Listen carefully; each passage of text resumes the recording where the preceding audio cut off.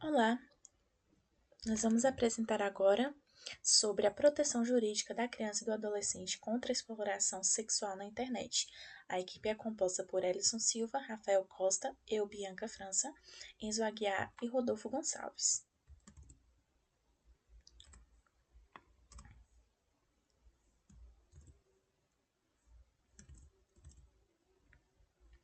Então, o avanço da internet, das tecnologias digitais, intensificou a circulação de informações e ampliou o alcance dessas relações sociais. Porém, ao mesmo tempo que o acesso à comunicação ele foi democratizado, também foram potencializadas as práticas de crimes. E entre esses crimes está aí a exploração sexual infantil na internet.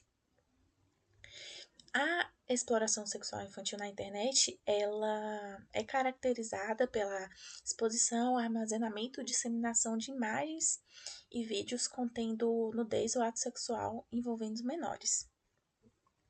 Quando esse material ele é baseado em inteligência artificial, a gente tem a denominação de pornografia infantil sintética.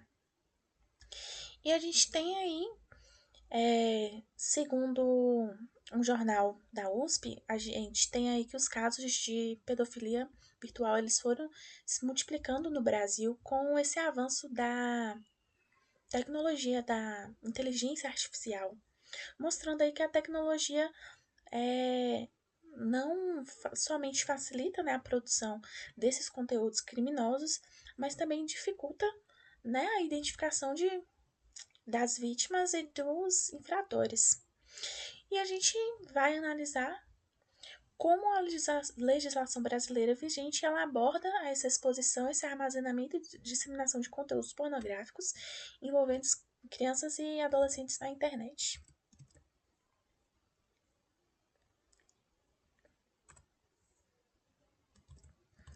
Vamos agora para o problema jurídico e social da pornografia infantil e digital. Infantil digital.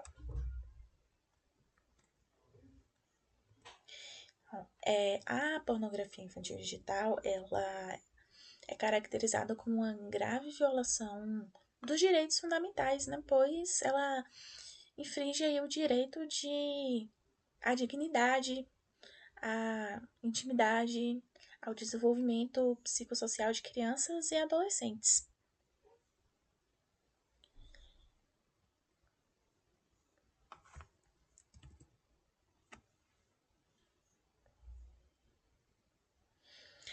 A pornografia infantil na internet, ela frequentemente se relaciona com práticas de aliciamento, extorsão sexual e tráfico de imagens.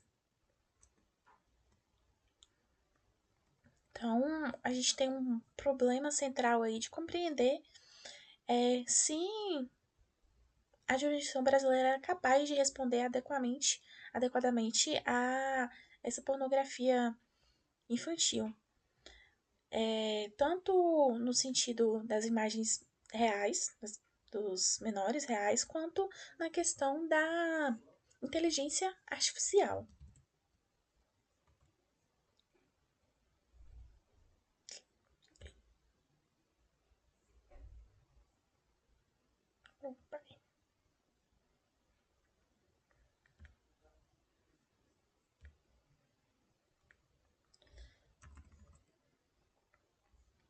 Então, a gente tem agora os fundamentos constitucionais da proteção da criança e do adolescente. A gente tem aí no artigo 1º, no inciso 3º, que estabelece que a República Federativa do Brasil tem como fundamentos a dignidade da pessoa humana. E foi o que eu disse, né, que esse tipo de crime, ele infringe aí a dignidade da pessoa humana, né, das crianças e dos adolescentes. A gente tem também na Constituição de 88, no artigo 227, dizendo aí que é dever da família, da sociedade, do Estado e do Estado assegurar à criança, ao adolescente e ao jovem com absoluta prioridade o direito à vida, à saúde, à alimentação, educação, ao lazer, à profissionalização, à cultura, à dignidade, ao respeito, à liberdade e à convivência familiar e comunitária, além de colocá-los a salvo de toda forma de negligência, discriminação, exploração, violência, crueldade e opressão. Então, nós temos esses direitos aí garantidos na Constituição. Temos também que são invioláveis a intimidade, a vida privada, a honra e a imagem das pessoas. Então, a Constituição ela abrange, né, todos esses pontos que são infringidos aí por esse crime de contra as crianças e adolescentes. Olá, pessoal. Aqui nesse primeiro tópico, eu vou abordar sobre a questão do Estatuto da Criança e do Adolescente e os crimes digitais. Aqui nós vemos como o ECA ele materializa essa proteção na esfera penal. O artigo 5º do Estatuto, ele determina que nenhuma criança ou adolescente seja objeto desse tipo de exploração ou violência. Para dar eficácia a isso, a legislação penal atualmente ela foi severamente atualizada para punir de forma cirúrgica toda a cadeia que engloba esse crime digital. O artigo 241-A, ele tipifica a conduta de quem compartilha, publica e até mesmo dissemina imagens e vídeos de terror sexual que envolvam menores de idade. O artigo 241-B, ele criminaliza a mera posse ou armazenamento desse material. Ou seja, isso é basicamente um divisor de águas no direito cibernético, porque vai impedir que o usuário desse tipo de material ele venha tentar se evadir ou se esquivar da culpa, alegando que apenas guardou o arquivo ou que não tinha intenção de espalhar. Basicamente, somente o download ou armazenamento por qualquer meio já configura o crime. E além disso, tem também o artigo 241-D, que vai punir o grooming, que é referente ao aliciamento ao assédio virtual, antes mesmo que venha acontecer qualquer tipo de abuso físico com a vítima. Mais recentemente, essa proteção ganhou reforço da Lei Felca, que inaugurou o chamado e conhecido ECA Digital. Essa lei ela trouxe obrigações preventivas cruciais que exigiu das plataformas sistemas reais de verificação de idade e proibiu expressamente a monetização ou o impulsionamento, o engajamento de conteúdos que venham a erotizar e até mesmo expor esses menores de idade. Agora, o outro tópico é o Marco Civil da Internet e a responsabilidade civil. É, a gente agora avança para a engenharia jurídica das plataformas digitais porque são reguladas pelo Marco Civil da Internet. A regra geral do Marco Civil prevista no artigo 19, ela vai adotar um modelo de responsabilidade mediante ordem judicial, ou seja, para proteger a liberdade de expressão, a rede social só vai poder responder por danos se um juiz mandar pagar o conteúdo ou até mesmo a plataforma se recusar. Contudo, agora, para combater a exposição íntima, tem o artigo 21, que abre uma exceção vital que, por exemplo, em casos de imagens de nudez ou até atos sexuais não consensuais, vai bastar uma notificação extrajudicial ou até mesmo uma denúncia direta da vítima ou de seus pais para que essa plataforma seja obrigada a remover o conteúdo imediatamente, e isso sob a pena de responsabilização civil. E quando a gente aplica isso a crianças e adolescentes, a urgência é ainda maior, devido principalmente ao princípio constitucional da prioridade absoluta que a gente tem sobre esse tipo de indivíduo. A jurisprudência, ela vai entender que as plataformas não podem adotar uma postura passiva, não podem se recuar nesse tipo de situação. Elas têm o dever máximo de agir com celeridade para evitar com que, com que esse crime se construa mais ainda diante da vítima. E atualmente isso vem se tornando dramático, principalmente diante do avanço da inteligência artificial. Hoje em dia, a criação de imagens e vídeos de nudez sintéticos, que são as chamadas deepfakes, já é uma realidade. E mesmo que a imagem não seja real ou misture rostos humanos, eh, rostos reais, com corpos artificiais, o dano psicológico que é causado à vítima e o fomento também da pornografia infanto-juvenil, eles são basicamente idênticos. Ou seja, tanto o ECA quanto o Marco Civil e a Lei FEL, eles exigem tolerância zero e remoção imediata desse tipo de conteúdo gerado por algoritmos. E assim a gente conclui que o Brasil agora tem um microsistema robusto para combater esse tipo de crime, ou seja, vai exigir cooperação ativa das Big Techs para que não seja continuado, haja um decremento desses tipos de casos que vem acontecendo com a nossa sociedade atual. Meu nome é Rodolfo e eu estou aqui para apresentar os artigos 217-A e 218-C. O que é o artigo 217-A? O artigo 217-A é um artigo que protege todas as pessoas vulneráveis de estupro ou de atos libidinosos. Quem esse artigo considera que é uma pessoa vulnerável? Pessoas que têm 14 anos, pessoas com deficiência e pessoas que não podem oferecer resistência.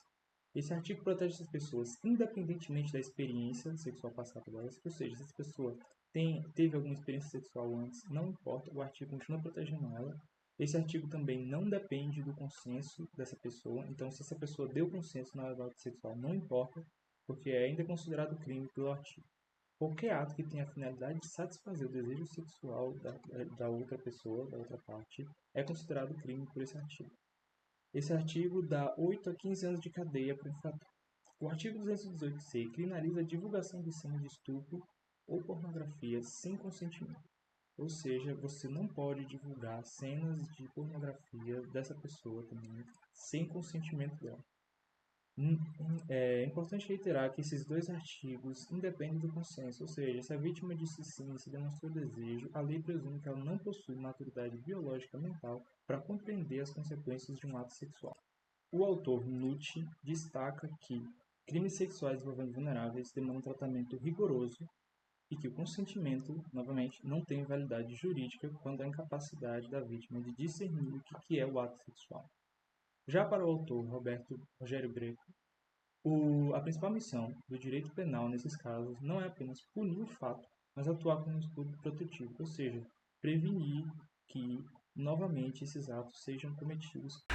Olá a todos, eu me chamo Ellison. Hoje a gente vai falar um pouco sobre como o direito brasileiro enfrenta dois grandes desafios muito atuais da proteção da infância, que é a erotização precoce, contida pela recém-lei criada, a Lei Felca, e os riscos criminais e psicológicos trazidos pelo avanço da inteligência artificial.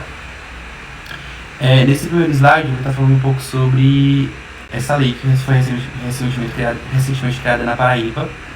Ela surge para combater a utilização de crianças, que é a exposição precoce de padrões e comportamentos sexualizados.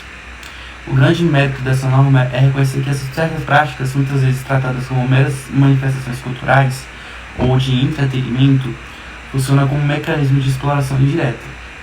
Juridicamente, a lei se fundamenta no artigo 227 da nossa Constituição e no Estatuto da Criança e do Adolescente, que impõe ao Estado e à sociedade o dever absoluto de prevenção. Proteger a criança e a infância de uma criança também evitar crimes digitais futuros, pois esse público vulnerável acaba atraindo redes clandestinas. Passando para o próximo slide, eu vou falar um pouco sobre a IA, as deepfakes e materiais sintéticos produzidos pela IA. A gente avançando para o ambiente digital, a inteligência artificial trouxe um desafio complexo, a pornografia sintética. Hoje, ferramentas criam cenas de nudez altamente realistas, sem que nenhuma criança real tenha sido filmada. A pergunta jurídica central nesse sentido é: isso é crime no Brasil? E a resposta é claramente sim. O artigo 241-C do ECA tipifica o crime de simulação por montagem ou modificação. O texto legal pune a representação visual por qualquer outro meio, o que abrange perfeitamente os conteúdos gerados por IA. O risco social aqui é imenso. Mesmo sem uma vítima física direta, no mesmo âmbito da criação, esses arquivos alimentam comunidades criminosas e normalizam a pedofilia. Passando para o próximo slide, e ainda no tema de IA, a gente tem a IA como a violência psicológica. O cenário se torna ainda mais grave quando esses criminosos utilizam fotos reais e inocentes de crianças, muitas vezes retiradas das redes sociais, dos pais, ou de perfis criados pela própria criança, assim, pelos pais, e eles utilizam a IA para transformar essas imagens em nudez. Aqui a vítima real é identificável e sofre um impacto psicológico e social devastador. Nesses casos, o agressor responde por uma tríplice indicência penal do ECA, o artigo 241C pela montagem, o artigo 241B pelo armazenamento e o 241A se houver compartilhamento desses dados. Além disso, a responsabilidade civil pelo dano moral e a violação da honra, protegidos pela Constituição. Isso realmente nos traz um alerta assim, muito grande e urgente sobre o oversharing, que é essa necessidade de proteger as fotos dos nossos filhos na internet. Concluindo agora esse tópico de IA, o direito ele precisa ser evoluído na mesma velocidade que a tecnologia evolui, seja contra a adultização cultural ou contra crimes virtuais, potencializados mais ainda pela IA. O foco do ordenamento jurídico permanece o mesmo, que é garantir a proteção integral e a dignidade do desenvolvimento humano na infância. É isso, muito obrigado. Bom, então, dando continuidade na análise jurídica sobre a exploração sexual infantil no ambiente digital, essa fala vai aprofundar sobre dois eixos importantes, que são as medidas investigativas, e especificamente a infiltração policial, e também a gente vai falar um pouco sobre a análise de casos concretos com foco no impacto de inteligência artificial e respostas legislativas de caráter preventivo e cultural. Então, falando aí sobre essas medidas investigativas, né, os crimes cibernéticos, então, que envolvem o abuso de menores, enfrentam obstáculos que são técnicos e de alta complexidade. Os criminosos não operam mais em redes abertas tradicionais, eles se valem de ferramentas de maior anonimato, né, de criptografia ponta a ponta, como fóruns fechados, na Deep Web, plataformas que são hospedadas em jurisdições estrangeiras e criando assim camadas de proteção que dificultam muito a identificação por métodos que são convencionais de investigação.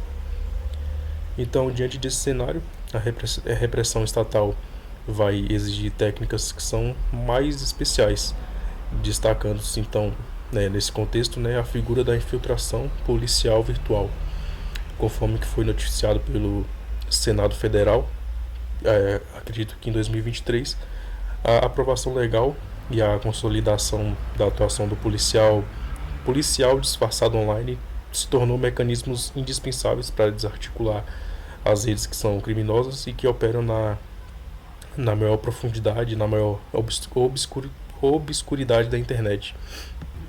A base jurídica para essa atuação estatal encontra-se respaldado no artigo 227 da Constituição de 88, que estabelece o princípio da prioridade absoluta. Então, o Estado possui o dever inafastável de colocar crianças e adolescentes a salvo de qualquer forma de negligência, exploração ou crueldade. A infiltração digital incorporada no Estatuto da Criança e do Adolescente é a materialização direta desse dever protetivo. Então, ela vai permitir que os agentes do Estado ingressem em ambientes virtuais que são restritos sob identidade falsa e mediante rigorosa autorização judicial para mapear a estrutura criminosa, identificar produtores, distribuidores, consumidores de material ilícito, garantindo assim a eficácia desse meio penal sem violar as garantias que são processuais. Bom, agora falando do segundo eixo, isso aqui são os casos concretos de inteligência artificial e reflexões práticas. Então, apesar desses avanços investigativos, continuamente tensionado esse normativo pela evolução tecnológica e por mudanças no comportamento social. A análise de reportagens e casos recentes demonstram, por exemplo, que o fenômeno da exploração não é algo estático. O jornal da USP, por exemplo, ele vai evidenciar que a inteligência artificial alterou a escala do problema. A criação de deepfakes, que são imagens, vídeos gerados de forma sintética, que envolve ou não a manipulação de rostos e de indivíduos reais, ampliou muito o volume de material que é ilícito em circulação. Essa tecnologia barateou a produção e facilitou o acesso dos criminosos por conteúdos de pedofilia criando-se um ecossistema de disseminação de difícil controle estatal. Do ponto de vista da legislação, o Brasil precisou se adaptar, assegurando que o ECA abrangisse a criminalização não apenas de registros de crianças reais, mas também representações e simulações que são geradas por IA, e limitando qualquer vácuo punitivo. O Marco Civil na internet então atua de forma complementar, obrigando no seu artigo 21 que os provedores de aplicação se tornem disponíveis conteúdos de nudez não consensual de forma que após a notificação essa regra se aplica de forma rigorosa para conter a viralização de deepfakes. Em paralelo, a reportagem da Universidade Estadual de Ponta Grossa levanta um ponto crítico sobre o comportamento familiar e a cultura digital. Então, a superexposição cotidiana de crianças fornece um banco de imagens utilizados por criminosos que se tornam insumo para alimentar algoritmos de IA que as transformam em materiais de abuso, por exemplo. Isso demonstra que a vulnerabilidade transcende a esfera que é estritamente criminal e exige uma mudança cultural mais profunda. A gente conclui então que o enfrentamento à exposição, armazenamento e disseminação de imagens de nudez ou teor sexual infanto-juvenil, seja elas reais ou gerada por IA, exigem uma estratégia de duas frentes. A primeira é a repressão tecnológica qualificada pela infiltração da polícia digital e pela responsabilização das plataformas pelo Marco Civil da internet. A segunda é a prevenção estrutural, pautada em legislações que combatam essa erotização precoce e eduquem para a segurança digital. Apenas a integração dessas medidas, em específico, que vão atender ao comando constitucional da proteção integral dessas crianças e adolescentes. Conclusão. Vemos então que o ordenamento jurídico brasileiro já tem a capacidade de punir todos aqueles que armazenam e disponibilizam pornografia infantil. Mas uns aspectos dessas leis são necessários ser revisados. Uma delas é a responsabilidade dos provedores, ou seja, se algum provedor disponibilizar online esse tipo de pornografia na sua plataforma, ele será imediatamente responsabilizado e a punição será aplicada de acordo com a lei. A gente vê também que a pornografia gerada por IA é punida, ou seja, edição, vídeo gerado por IA, etc., conteúdo pornográfico, que geralmente leva o rosto de uma pessoa, já é punido pela lei também. O que acontece é que muitas das vezes o governo não executa essas leis como deve e não pune as pessoas de acordo com as leis.